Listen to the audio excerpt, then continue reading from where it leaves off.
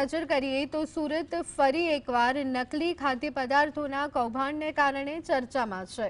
લોકોના સ્વાસ્થ્ય સાથે સીધા ચેડા કરતું વધુ એક પ્રકરણ સામે આવ્યું। ખટોદરા વિસ્તારની સુરભી ડેરીમાંથી 754 કિલો શંકાસ્પદ નકલી પનીરનો જથ્થો એસઓજી પોલીસ અને પાલિકાએ ઝડપી પાડ્યો। સવાલ એ છે કે આટલો મોટો જથ્થો બજારમાં પહોંચે તે પહેલા તંત્ર ક્યાં હતું?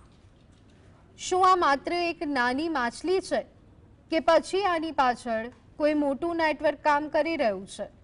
પોલીસે હવે ચેતવણી આપી છે કે નકલી ખાદ્ય પદાર્થો બનાવનારા સામે પાસા હેઠળની કાર્યવાહી થશે અને રેસ્ટોરન્ટ તેમજ લગ્ન પ્રસંગોમાં પણ સાદા વેશમાં રેડ કરવામાં આવશે। પરંતુ આ ચેતવણીઓ ક્યારે અસરકારક બનશે? નકલી પનીર કેન્સર અને ચામડીના રોગનું કારણ બની શકે અને તે બજારોમાં ખુલ્લેઆમ વેચાય છે, ત્યારે આરોગ્ય તંત્રની કડક કાર્યવાહી પર સવાલો ઉઠી રહ્યા છે।